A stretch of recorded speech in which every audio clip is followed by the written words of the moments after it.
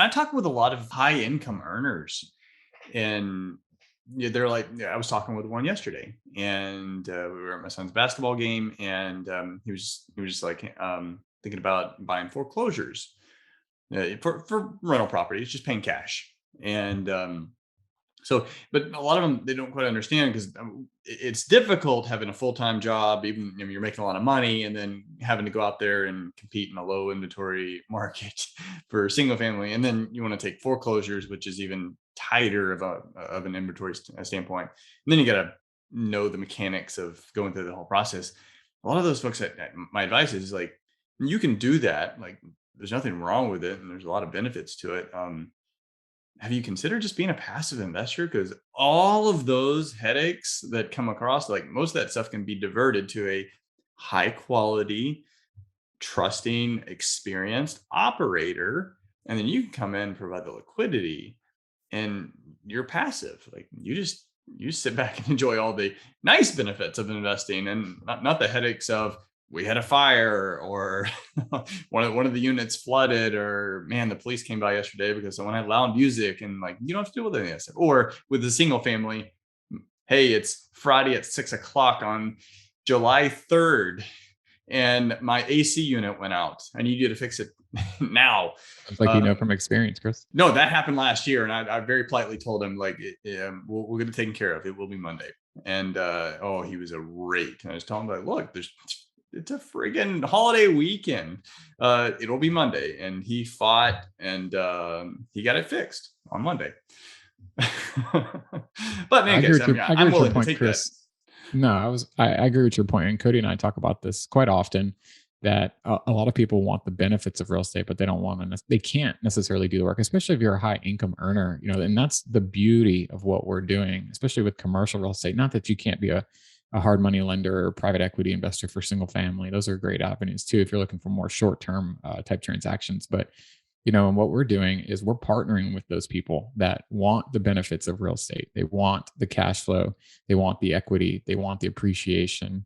They want the tax benefits, and then they want that hedge against inflation, which is a whole nother topic we haven't, touched yet. And they get to enjoy all those benefits, but they don't get to have to deal with all the stuff that Cody and I, hit our head on the wall for sometimes, negotiating with sellers, dealing with brokers, insurance, property managers. Not that those are bad experiences, but they're a lot of work, right? And that's why commercial real estate or real estate is so beautiful, is because you can figure out where the shoe best fits, right? If you have a great job and you want to diversify, you're making money in stocks, you're making money in crypto, your 401k is going well, you got an IRA, awesome, keep doing that stuff. We're not telling you to stop and move everything over to real estate. You can if you want to, but you don't have to. And real estate can be a great diversification vehicle where you can take some of that wealth you've created and help protect it against something that's better risk adjusted, that has not as volatile, right? Which is both good and bad because it's not as liquid. You can't just pull your money out. Things aren't going very well. And you can put a little bit of it in real estate and enjoy the benefits, form a great relationship with a great operator, and enjoy all the benefits of real estate, but without having to do all of the work. So that's one of the big reasons we like real estate. And, just to hit that point, a lot of people who say they want to invest in real estate that have a high net worth of liquidity, they just don't have the time, because it is a tremendous amount of time. I know, Cody, I don't know how many hours a week we do this, but we're very thankful we have nice wives. I'll just put that out there. Yeah. There's definitely nothing passive about being a real estate investor, unless you truly are taking a passive position in a thing operator, like a syndication. Being an operator. Right. And that's the difference, right? And I think when you're dealing with, high income earners, they're typically used to being the more intelligent person in the room, right? There's doctors, lawyers, engineers, whatever the case may be.